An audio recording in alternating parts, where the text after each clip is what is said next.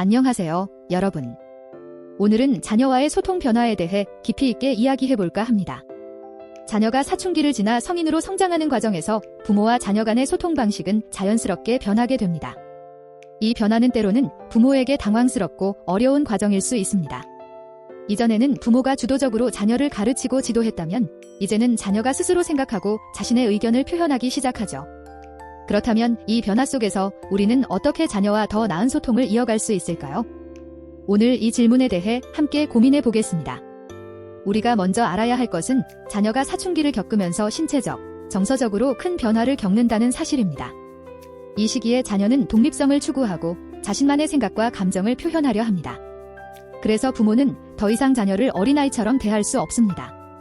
첫 번째로 중요한 것은 자녀의 목소리를 경청하는 것입니다. 경청의 중요성은 단순히 듣는 것 그 이상입니다. 자녀가 자신의 감정을 표현할 수 있도록 부모가 적극적으로 관심을 기울이는 것을 의미하죠. 예를 들어, 자녀가 학교에서 힘든 일을 겪었다고 할 때 부모는 왜 그런 일이 일어났어? 라고 바로 질문하기보다는 자녀가 스스로 이야기를 풀어낼 수 있도록 기다리는 것이 중요합니다. 자녀는 그 과정에서 자신이 부모로부터 이해받고 있다는 느낌을 받을 수 있습니다. 대화를 나누는 동안 자녀의 이야기를 끊지 않고 끝까지 들어주는 것이 핵심입니다. 자녀가 말하는 내용을 따라가며 그렇구나, 그럼 내가 가장 힘들었던 점은 무엇이었어? 와 같은 질문을 통해 대화를 이어갈 수 있습니다. 하지만 현실은 어떨까요? 많은 부모님들은 자녀와 대화를 시도할 때 자주 지시적이고 조언 중심적인 접근을 하게 됩니다. 이것은 자녀에게 부담을 주거나 오히려 자녀가 부모와의 대화를 꺼리게 만들 수 있습니다. 자녀는 자신의 문제를 스스로 해결하고 싶어하며 그 과정에서 부모가 자신을 이해하고 있다는 확신을 원합니다. 자녀가 자신의 의견을 존중받는다고 느낄 때 비로소 더 깊은 대화가 가능해지죠. 부모는 자녀가 마음을 열고 대화할 수 있도록 대화의 방식을 바꿔야 합니다. 일상 속 대화의 시작은 가벼운 주제에서부터 가능합니다. 예를 들어, 자녀가 학업에 대한 이야기를 꺼내지 않을 때 부모는 먼저 일상적인 대화로 시작할 수 있습니다. 오늘 회사에서 이런 일이 있었는데 너는 어떻게 생각해? 와 같은 질문을 던지면 자녀가 자신의 의견을 자연스럽게 표현하게 됩니다. 이런 작은 대화가 쌓이면서 자녀와의 소통은 점점 더 깊어질 수 있습니다. 그 다음으로 중요한 것은 자녀의 선택을 존중하는 것입니다. 자녀가 성인이 되어가면서 부모와의 관계에서 더 많은 독립성을 요구하게 됩니다. 특히 진로와 관련된 문제에서 자녀의 결정은 부모의 기대와 다를 수 있습니다. 예를 들어, 자녀가 전통적인 직업이 아닌 창의적인 분야, 예술, 혹은 콘텐츠 제작자로 나아가고 싶어 할 때 부모는 어떻게 반응해야 할까요? 이때 부모가 보이는 첫 반응이 자녀에게 큰 영향을 미치게 됩니다. 한국 사회에서 안정적인 직업을 선호하는 문화는 여전히 강력합니다. 부모 입장에서는 자녀가 안정적인 직업을 가지길 원하고 불확실한 선택을 할 때 불안감을 느낄 수밖에 없습니다. 하지만 자녀의 선택을 비판하기보다는 먼저 그 이유를 물어보는 것이 중요합니다. 예를 들어, 자녀가 예술가가 되고 싶다고 했을 때 왜 그 길을 선택하고 싶어 하는지를 먼저 물어보고 자녀의 생각을 이해하려는 노력이 필요합니다. 자녀가 자신의 꿈과 목표를 자유롭게 이야기할 수 있는 환경을 만들어주는 것이 중요합니다. 이후 현실적인 조언을 해주는 것도 괜찮지만 자녀가 부모에게 자신의 결정을 존중받고 있다고 느끼는 것이 우선입니다. 이때 부모는 자녀의 선택에 대해 현실적인 조언을 아끼지 않아야 합니다. 예를 들어, 자녀가 유튜버가 되고 싶어 할 때 유튜브 산업은 어떻게 발전할까? 혹은 어떤 콘텐츠를 만들고 싶니? 와 같은 구체적인 질문을 통해 자녀의 목표를 명확히 하고 그 목표를 실현할 수 있는 방법을 함께 논의하는 것이 좋습니다. 단순히 잔정적이지 않다는 비판은 자녀의 열정을 꺾을 수 있기 때문에 피해야 합니다.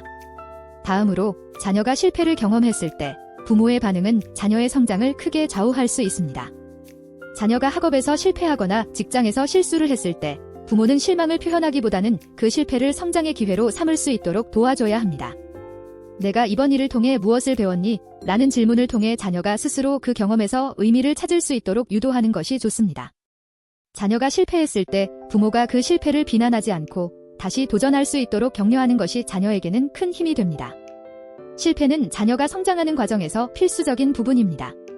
부모로서 자녀의 실패를 지켜보는 것이 쉽지 않지만 자녀가 실패를 통해 배우고 더 강해질 수 있도록 지원하는 것이 부모의 역할입니다. 자녀가 실패를 두려워하지 않고 그 실패를 통해 더 나은 결정을 내릴 수 있는 힘을 기르도록 돕는 것이 중요합니다. 재정 관리에 있어서도 자녀가 스스로 독립할 수 있도록 부모가 도와줘야 합니다. 한국에서는 부모가 자녀의 재정적 독립을 늦추는 경향이 있습니다. 대학을 졸업하고 직장 생활을 시작해도 부모의 재정 지원을 받는 경우가 많습니다. 하지만 자녀가 어릴 때부터 돈의 가치를 배우고 재정 관리를 스스로 할 수 있도록 준비시키는 것이 중요합니다. 예를 들어 자녀에게 용돈을 줄 때마다 그 용돈을 어떻게 사용할지 스스로 계획하게 하고 저축의 중요성을 가르쳐야 합니다. 자녀가 처음 월급을 받았을 때는 그 돈을 어떻게 분배할지 함께 계획해보는 것도 좋은 방법입니다. 월급의 일부는 저축하고 나머지는 생활비로 사용하는 식으로 자녀가 경제적 책임감을 느낄 수 있게 도와주는 것이 필요합니다. 이렇게 하면 자녀는 성인이 되었을 때 더 나은 재정 관리를 할 수 있습니다. 마지막으로 자녀와의 소통에서 격려는 무엇보다 중요합니다.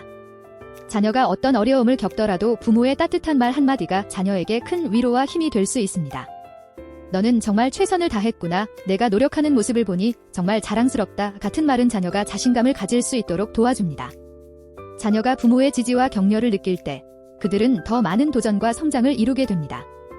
결국 자녀와의 소통은 끝없는 과정입니다. 자녀가 성장할수록 대화의 방식도 변화해야 합니다. 자녀가 어릴 때는 부모가 주도적으로 이끌었지만 이제는 자녀가 스스로 생각하고 선택할 수 있도록 돕는 역할을 해야 합니다. 자녀에게 필요한 것은 완벽한 해결책이 아니라 부모가 옆에서 함께 해주고 그들이 자신의 길을 스스로 걸어갈 수 있도록 격려해주는 것입니다. 오늘 제가 나눈 이야기가 여러분의 자녀와의 소통에 조금이라도 도움이 되길 바랍니다. 자녀와의 소통이 더 깊어지고 그 관계가 더욱 단단해지길 기원합니다. 감사합니다.